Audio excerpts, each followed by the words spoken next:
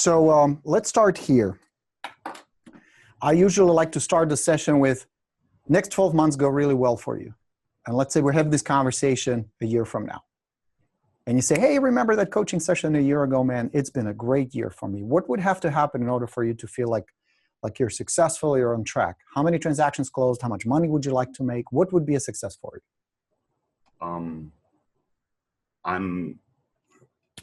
Well, 5. Since I've never listed a property, I haven't even had a listing appointment. But okay.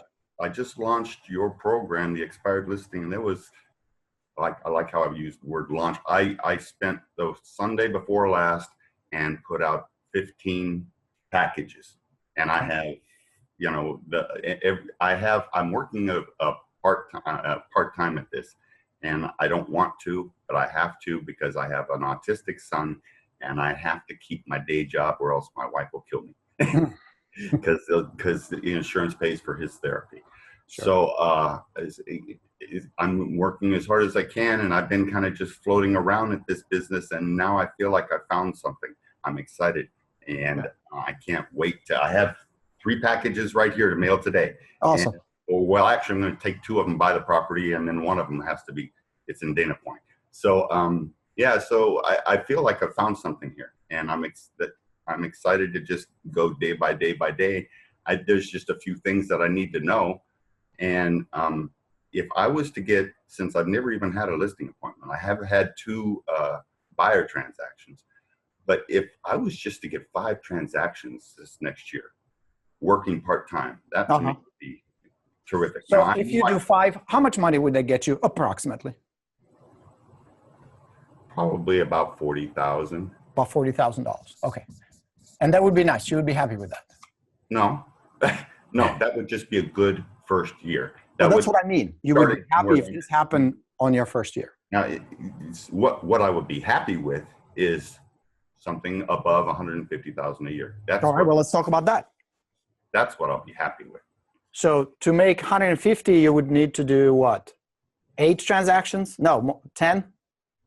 Yeah, about that. So 10 deals and 150. Let's talk about that. Maybe a little bit more, but that's okay. See, the reality is, and this is the hardest part for me to coach you guys, is to for you to start believing that whatever you set is possible.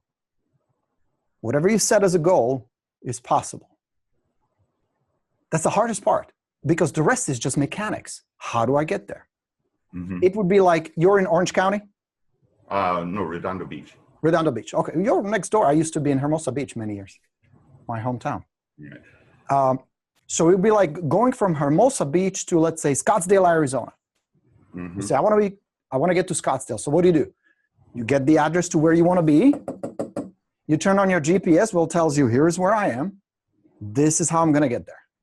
And the GPS will map it out for you. Now you say, well, I don't want to go to Scottsdale. I want to go to, I don't know, Vegas or Texas, wherever. It's just going to be a matter of, here's where I am. This is where I'm going. Here is what I'm going to need. How am I going to get there? Am I going to fly? Am I going to drive? What are the tools I'm going to need? But the hardest part, William, the most difficult one is the mindset. Yeah. That is because if you have that, then you're just going to keep adjusting. Is it going to be perfect? Hell no. No, it's going to be tough at the beginning. Like all my beginnings were rough. I mean, you know my story, 2 years in the business and I was homeless. That's how bad it was at the beginning. I do. But something interesting was happening. Even living in the car, I still believed that I will pull that off, that I will have to figure out how to turn it around. You know what I mean? There was part of me that always held that, always believed that. I've believed that all my life, that at some point I was going to hit it. Good. I still believe that. And this is the day. I'll be 64 next month, and I'm not too old to do this. You're not. But you also don't have all the time in the world to fuck around like I did. No. You know what I mean? I was younger, so I felt like I have this luxury. Bullshit. We don't know how much time we have. I can go first. You can go. Who knows? We don't know. So that means you need to do it now. You have a family. You have a wife. You have a child.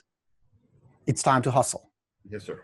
You know what I mean? What I'm doing right now, my schedule is Sundays I go out and I put out at least 10 packages. Okay. Knock on at least 10 doors on Sundays. Saturdays are reserved for my son and my family.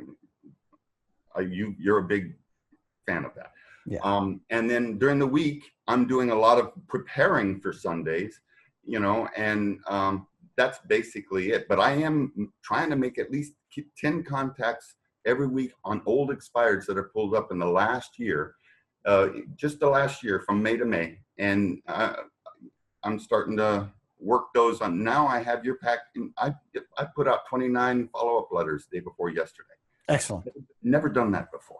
So I think that's, even if if I'm hitting Sundays, 10 contacts and knocking on 10 doors, and sometimes I have 15 package, but you can't get to them all. They're gated properties. There's Sure. dogs, and you make a different decision. But that's what I'm doing, Borino. And it started Sunday before last, and I'm going to continue this. And now I have follow-up letters. Actually, well, what a thing.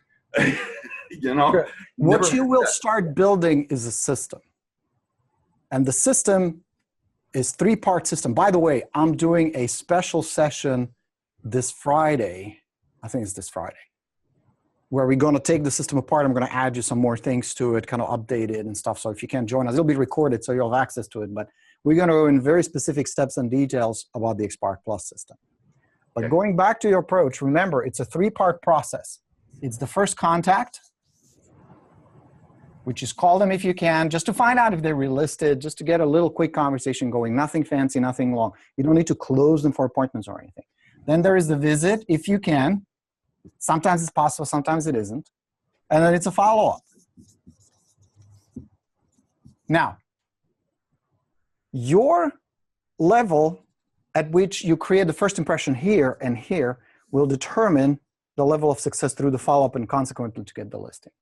In other words, if they're at the beginning like you, they think, oh, here's somebody who's passionate, who is helpful, who's not a salesman, who's not trying to close us, pressure us, but who knows the market, who can help us. Right. And if they have a desire to move, through follow-up, which is majority where your conversions will happen, you will start getting appointments and listings. That's the secret. So the first contact is fantastic. Doing the package is excellent, but the magic is not in the package. It helps. It's a tool. Just like your business card is a tool. Just like your flyers are tools, open house signs, all these are tools. So it's good to have it in your toolbox, but it's not the magic answer. The magic happens in connection. If you, either on the phone, with text, with email, or preferably in person, have a chance to talk to the seller, where you ask questions, you get to know them a little, you figure out what is it they're trying to do, how motivated they are, what is their core drive and emotion, where are they going to go, how soon they would like to be there. In other words, what you want to figure out are 2 points. What is their pain point and what is their pleasure point? Because those are the drivers. Right. They must either really hate it where they are and they want to get the hell out of there, or they really want that oceanfront property with a beautiful view, so the mother-in-law gets a heart attack when she sees it, how successful the son has become. You know what I mean? Yep. If those 2 are not in place, you don't have a seller. So that's your job, is to build the connection, build the trust. You do that through conversations. Now, I know it's really challenging to do this part-time. I was part-time for a while. I worked real estate during the day. I was a bartender at night. So I could pay the bills like you. I had responsibilities. I wanted to eat, and I needed gas and running business and all that. Yes. So for a few months, I would tend the bar at night and make some money. And then in the morning, I would get back and hustle in real estate. So that's the idea. So this is what you're going to do. Work on your first contact. The best thing you can do, master communication. Be really good how you communicate. And you have a good energy. You connect with people. I can tell already, even just by talking to you for a few minutes. Okay? Yes, sir. So work on that.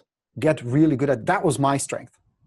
I tell the story in my area where I worked. I worked north of you. I was in Whittier, Pico Rivera, Downey, Norwalk, mid-cities of Los Angeles, suburbia of Los Angeles. And there was a guy who was with, I think it was Century 21. His name was Lorenzo. And he was a young guy in late 20s, very successful. And he would drive a Lamborghini, a yellow Lamborghini. Now, mind you, this was a time where I had to get rid of my clunker, and I bought a Honda Civic, little tiny beat up rusty Civic stick shift. Yeah. So here I am in my Mervin suit with a little package in my Civic, talking to the seller, and you can hear it like a mile away. and he would pull up in front of the house. So it was a lot of competition.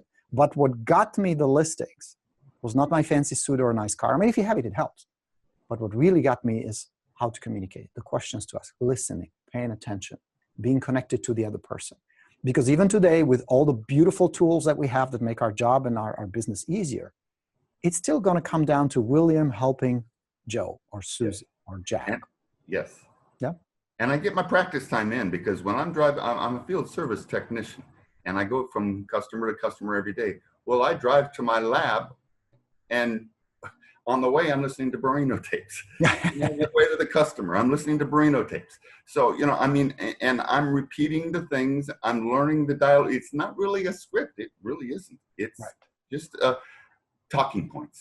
Yes. And I'm really trying to, I'm learning a lot, boss. I'm learning. Excellent. Excellent. And you are, and I can tell. And I can tell you're dedicated. There's a lot at stake. Yes. This is no joke. This is not a practice run. Because I don't have anything to pass on to my son, and what happens to when I'm gone, what happens to him.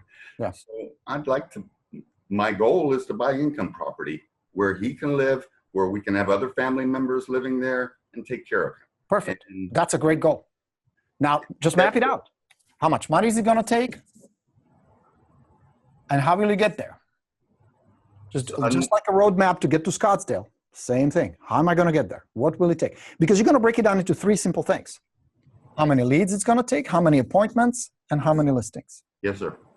That's the whole formula. Now, so this is part one. What I would recommend, William, is set up 3 other lead generation funnels. You want to have at least 4 active funnels that are bringing preferably seller leads to you at all times. Okay. New and old expireds, definitely a good funnel, because you're talking to people who are thinking about selling, who are thinking about moving. Of course, not everybody will move, and not everybody will list with you. But if you do high enough numbers, somebody wants to, somebody will. There's not a lot of new expireds here in this area. There's a lot of old expireds. Yeah. You know, but that is normal. That's the condition in pretty much all across the country. The market is really hot. Properties are selling. Visibles are selling. Expireds are everything is selling. But even with that, there will still be listings that don't sell the first time around. There will still be small, right now small, but it's going to change. It's just a shift in the market. You'll see. It's a cycle. It always works in cycle. Yeah. And just like you said, work the old expireds. Because if somebody tried to sell 6 months ago, maybe they're still interested. Maybe still want to live somewhere else. And if you come in at the right time and you connect with them, you can have a listing that way. And I'm not making my mind up ahead of time on anything. You know, I'm just working them, because even if it's something that I wouldn't really consider that desirable, a rough neighborhood or something, it's still good practice. It can be, yes, absolutely. Still good practice. So. And don't worry about the price. Price should not be a factor whether you're going to go after a lead or not. Because very often, yes, it could be that the seller is unrealistic. That's possible. But until you know, you really don't know. Yeah. Very often, at least in my experience, it's been just a weak agent, incompetent agent with a poor listing presentation. You know what I mean? So It could be something else. And if what it comes down to is how bad does the seller want to move? Because if they really want to live somewhere else, the price is what the price is. You don't control it. The seller doesn't control it. Yeah. Yeah? So that's part one. Part two is you're going to start setting up these funnels. And they will start feeding these leads. Now, I know with your schedule, that's a big challenge. Here's the thing. You may be the best agent in the area, but there will be other agents who will get the listing, not because they're better or because they're more experienced or because anything else, but because they're available. Right. Because they have more time to devote to lead generation, follow-up, appointments, prospecting, connecting with your They can knock on a door at 8 a.m. Exactly. They have the time. They can go back on Saturday. They can go back on Sunday. Time is the most valuable resource, and you're limited on it. So the best you can do is just do the best you can with what you have. The time you do work, you work. Right. You know? I have one student, Mike, he's actually here in Virginia, who has a dialing system set up in his car while he drives. Now, I don't recommend you do that. I'm just saying, utilizing time. LA, we're not going fast. Yeah. So now, what you're going to end up with: new and old expireds, referrals, and then you set up 2 others. Now, I know in Southern California, there are not a whole lot of for sale by owners, so that may not be the best funnel for you. If there are, work them. Work them, because percentage of those, again, end up listing with an agent. Mm-hmm. Just like percentage of expireds end up listing with an agent. Referrals is a default. That should be a no-brainer for you. Everybody in your circle, that means your family, your friends, your coworkers, your college buddies, everybody needs to know 4 things about you. Who you are, what you do, how to get in touch with you, and why they can trust you. That you will take care of them. That's the secret to referrals. And then it's just a matter of nurturing those connections and those relationships daily. It's something I don't do. And it's time to start doing it, because this could be a big chunk of your business. This Really? right now, for many of my students, is the #1 source of listings and commissions, is referrals. It's because there are several reasons for that, but I believe the main reason is given the overload of information that we're under. I mean, think about it this way. You can buy an app now that prevents information from reaching you. You know what I mean? Yeah. Years ago, we were seeking information. You would buy a newspaper, you watch the news.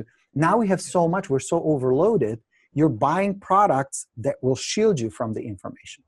Right. So I believe there's just so much, and much of that information can be so confusing and overwhelming that if somebody who can come in, who can make sense out of it, where you don't provide information, you provide insight, you provide guidance, somebody who can be trusted, is definitely a bigger asset than some tool or some salesperson or the usual way of people getting an agent. Does that make sense? Yes. That's why I think referrals, and for foreseeable future, I believe that'll be one of the most profitable sources of business. I've heard of some people even offering people in their sphere, referral money or things like that. And I've heard that too. I don't recommend it. Yeah. I don't recommend it for a simple reason. Think about it this way. Imagine you ask me, hey, Borino, do you know a good dentist in your area? Mm-hmm. If I recommend you a dentist because I get a $500 kickback, it's a very different dynamic than if I recommend a dentist who I believe, oh, Dr. Lee, forget about it, best dentist ever. I'm a chicken when it comes to dentists. This guy is fantastic. William, he will take care of you. Go see him. He's fabulous. 2 very different things. Yes. I want to be referred because people like me, they trust me, they know I'm an expert, I will get the job done. Can you reward them? Of course. You can take them to dinner, you can send them a bottle of wine. Absolutely, a token of appreciation for sure. And I know there are rules and laws that regulate it also, Right. Stay within those. So show your gratitude, sure. But to just blatantly pay for it, I'm not a fan of that. I've heard that before. Yeah. So if people refer people to you because they like you and trust you, it's a very different type of referral than if they refer to you because they know they're going to get a cash kickback. Okay? So where are the referrals? Now, what are some of the other things you can do? Because you're in SoCal, open house every weekend. That's a good opportunity to meet the neighbors, meet potential clients, get to know people. Again, it's that face-to-face interaction that you can use to your advantage to smile, to greet people, to have a chat with them. And at the beginning, they'll be a little apprehensive. They'll be a little, they'll be standoffish, a little closed. Mm-hmm. Because many of these agents, where they go to an open house, are really aggressive. Mm-hmm. So you take a different approach. You're cool. You're kind. Yes, you're the authority there. Absolutely. You're the high status agent. You're confident. You're in control. But you're also approachable. You're a kind human being. This can be a great source of business for you. And then you set up a 4th one.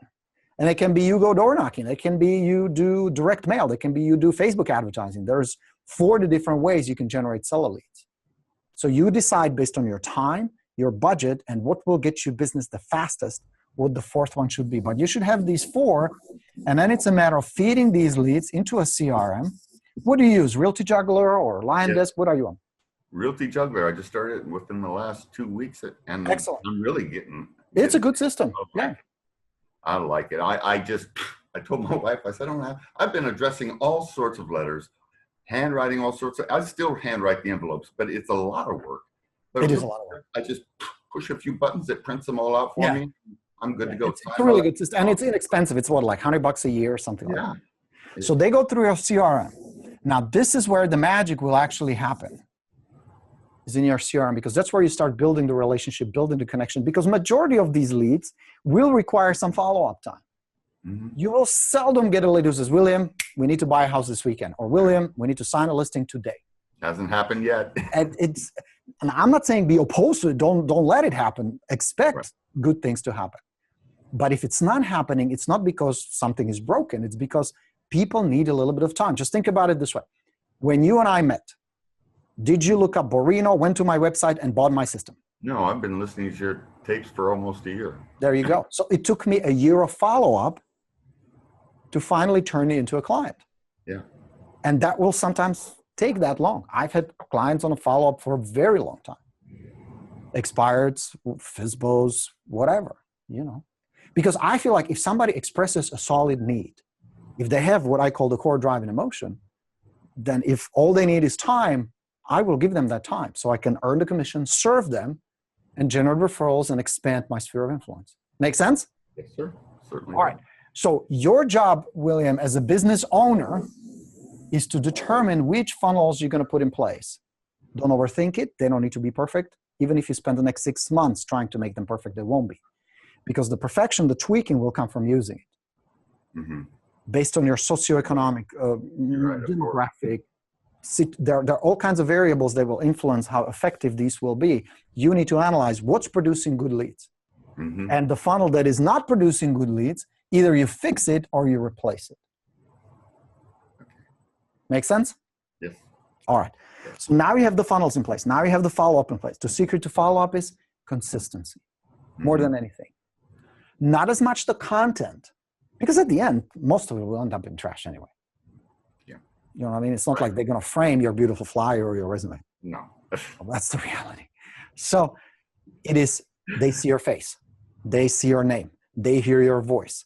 You nurture the connection with them. They can ask you questions. You offer helpful advice, resources, information, what's going on in the neighborhood, prices, that kind of stuff. You become their go-to guy when it comes to real estate. You want to be their Zillow. You want to be a Z. Why do people like Zillow? Is it because it's so accurate? Please. It's always available. It's always available. And they don't have to, there is no sales pressure on them. Right. You know what I mean? They don't have to jump through a lot of hoops. They make a few clicks, type in something, and they see pictures and prices and all that. You want to be that guy where they can pick up the phone and says, William, there's a new listing across the street, just went up for sale. How much is it? Yeah. Give them all the information. Okay, so that's what happens through follow-up. Your job is to determine, are they realistic? What is their motivation? What is their time frame? What are they worried about? What are their fears? Like with an expired listing, very often I would have a seller tell me, you know, we don't want to make the same mistake twice. The other agent really burned us, and we thought we got the right guy. Yeah. Well, we're not going to do that again. The plans set in place, and they all fell through, and yeah. And that pisses people off. I mean, think about it. You make a plan. You get the family ready. You get the job transfer ready. Everything is ready, and then the house doesn't sell. Of course, they're pissed off. Yeah. So if you follow up, you follow up, you follow up. People after about 14 days start forgetting who you are. There are other agents who go after them. There's jobs and health and money and family and all kinds of things on their mind. And how will the Games of Thrones ends? You know, what will be the grand finale and all that.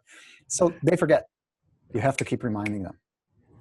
If somebody's thinking about moving, you have to stay on top of that. Right on that 14 days you're talking about. Yes, they should hear from you one way or another. Now, that can include email, that can include videos, that can include direct mail, that can include phone calls, text. You have all channels that you should include in your follow-up. The more, the better. I have 2 schedules in place on Realty Juggler. For new expireds, I'm contacting and sending off something every 3 days. For old expireds, every 12 days. Is that And that's good. You want to start aggressively at the beginning and then ease off. But for the old expireds, it's a much longer. Yes. Yeah. And even the new expireds, if they don't respond or if you can't get hold of them, you're going to ease off later. But at the beginning, the first few salvos, you want to fire off very close to each other.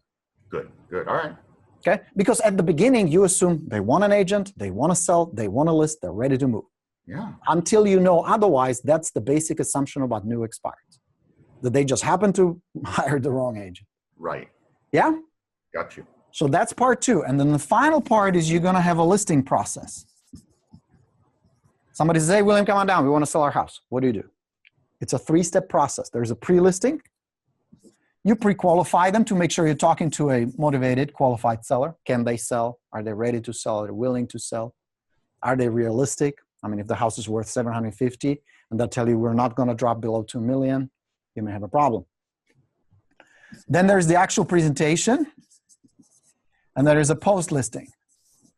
That means if you do list the property, What are the steps you need to take? Photographs, staging, cleanup, all that stuff. I've always wondered that one. I've never gotten that far. I've always wondered that. And you will. You will. But if you're not having enough leads, if you're not following up, getting appointments, then this doesn't matter. You can have the most beautiful, most powerful presentation in the world. If you ain't got sellers to present to, it doesn't matter, you know? So do it in order. Set this up first. Don't spend too much time on it. Okay. Be efficient, not perfect. You're going to do version 2, version 3, version 4, version 5, version 6. You know what I mean? It will constantly update. I do. Follow up, same thing. Just keep in touch. If it just means calling people for now, that's all you need to do right now. Then you got text, then you add video, then you add emails, then you add other stuff to it. Just get it going. Because out of the 20, 30 expireds you reached out to, some of them are thinking about relisting right now. Mm-hmm. Right now. Some of them, as a matter of fact, if you check the stats, I would venture to say out of 30, 1 or 2 are already back on the market with a new agent. I wouldn't be surprised. Okay. I keep checking up on them, but keep checking. Bouncing against, in the MLS and looking into tax records. And although the tax records tend to delay a little bit, but I do keep checking back to see, am I wasting my time here? Is it relisted? All of them, every single one of them, just before I send it out. It's a lot of work, Borino. It is a lot of work, which leads me to the next point. At some point, you're going to have to get help. Because what you're trying to do right now is, it's kind of like running your own restaurant by yourself. Right. You can do it. It's called a lunch truck, but you're going to hustle. You got to buy the ingredients, you got to cook, you got to sell it, you got to dry, you got to do all of that. Yep. Which at the beginning is possible, but not long-term. You cannot run a profitable business generating, what did you say, 150,000 by yourself? That's not possible. That's not humanly possible. Forget about the fact that it wouldn't be fun. You would work your ass off and just grind to a total burnout. So you want to get help. You want to get somebody who can come in at least just for an hour or 2 a day to help you out. And it can be, I was very creative at the beginning. Even today, shit, you got the Expired Plus, you know, it's put together by my kids. They like to come to the office and help out. So we employ my children, you know. Yeah. Be resourceful. Teenagers, senior citizens, not real estate agents. You don't want those. No. You don't want somebody who either has aspiration to become an agent or is a failing agent. No. Somebody who's diligent, somebody who can get the job done, who's looking for a little part-time gig. Just a little side job for a couple hours a day. Because like you said, it can be very time-consuming. All of that. Wait till you get like 3 or 4 or 5 listings on the market. Yeah. You're going to get busy as a mofo. I've seen that in my head. I've already seen that. It is busy. Yeah. And the first thing you're going to drop is business generation. Yeah. Because you want to take care of your clients and you want to get paid, which is logical. So I came up with about 144, well, not about 146 expireds over that year. And then after going through and weeding out all the ones that have been relisted or for whatever reason that I dropped them, I've come down to 63. Or they've been 63. Okay. So you have 63 potential leads you're working with. Right. Now, if you're really conservative and you say, I convert, now I'm just making this up. I really don't know. And everybody's numbers are different. But what if he's converted 10% into clients? Yeah. Is that possible? Is that realistic? I don't know. I don't know either. I really don't know. If that was me, I would say, fuck yes. Yes. Out of 63 sellers who tried to sell in the past that didn't, can I convert 10 into listings and clients over this process? That would be my expectation. Now, I can guarantee you will, but I'm saying me going in, yeah. That's what I would gun for, 10% conversion. Not right away, but I mean, think about it. Out of 63 people who at one point wanted to sell and didn't, for whatever reason, is it realistic to expect that at least 10% will say, yeah, let's try it again? Sure, I think so. I agree. I think so. I mean, statistically, according to the United States Census Bureau, I think a lot more than that, actually. 12% of us will move in the next 12 months. That's higher than 10%. That's just people across the board, 12%. That's like 35, 36 million people will move this year. That's a boatload of people. I mean, NAR estimates 5.3 million transactions this year or more. Right. That's a lot of people moving. Somebody's making money. Why not you? Right. I'll tell you why. That number in my marketing. Leads? Yeah, keep those numbers. I mean, it's going to be 5.3 million transactions closed. Yep.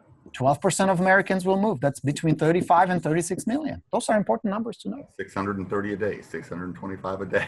There you go. Wow. I mean, think about it this way. An hour.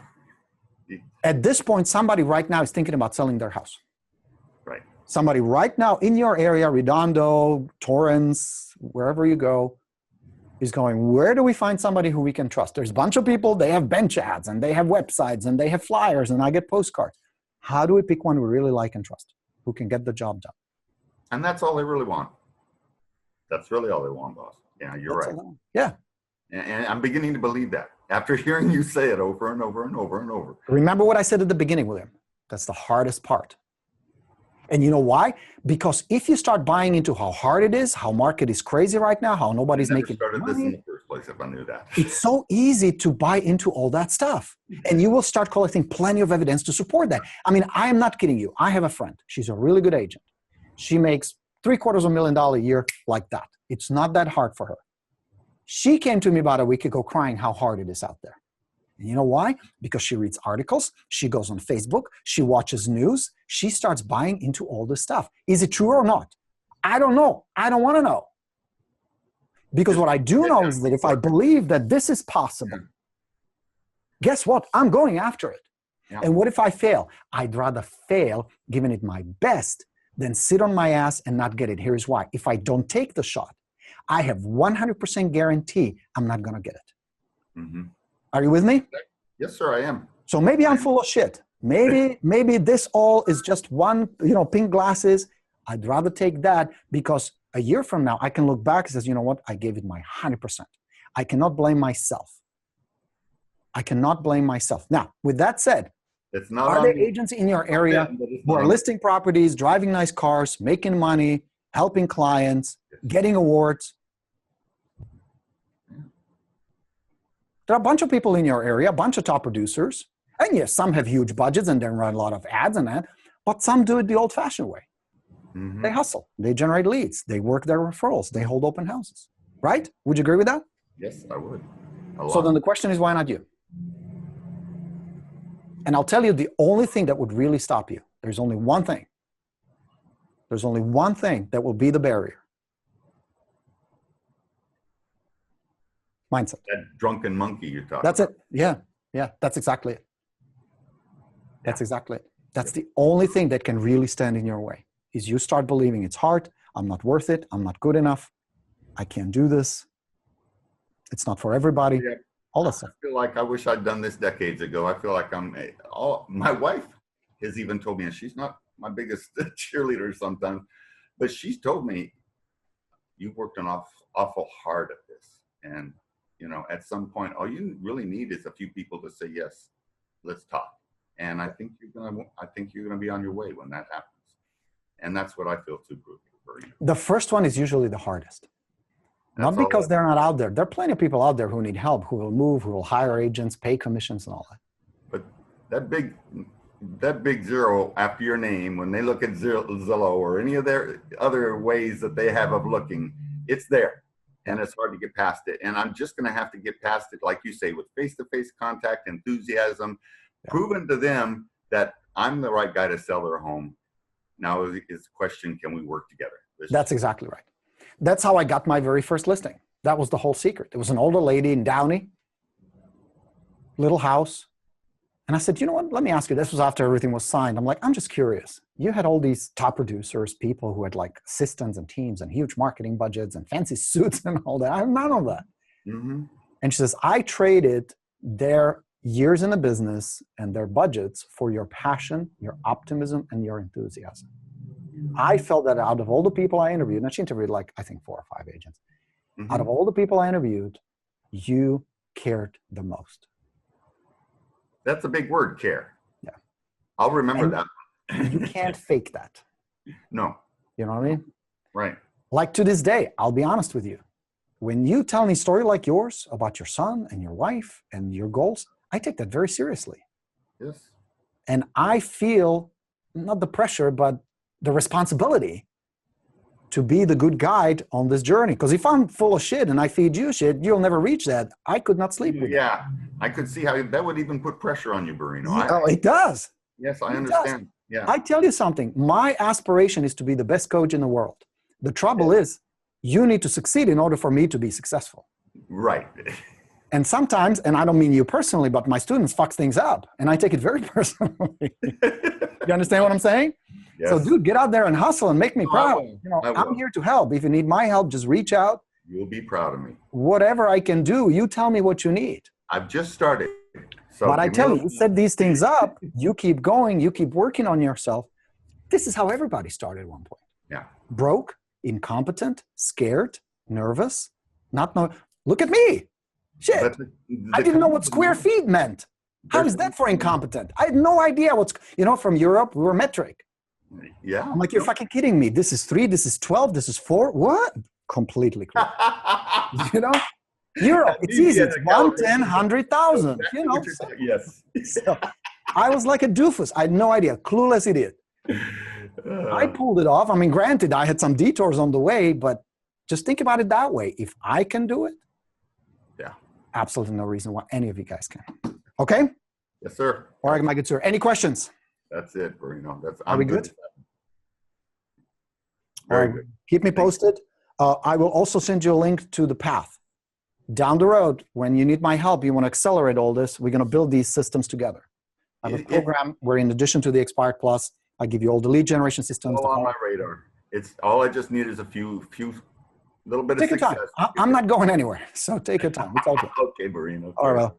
William, great chatting with you. Go out there and get some. Let me know how it goes, okay? I will. Cool. Have a good one. We'll talk soon. Bye-bye. Bye.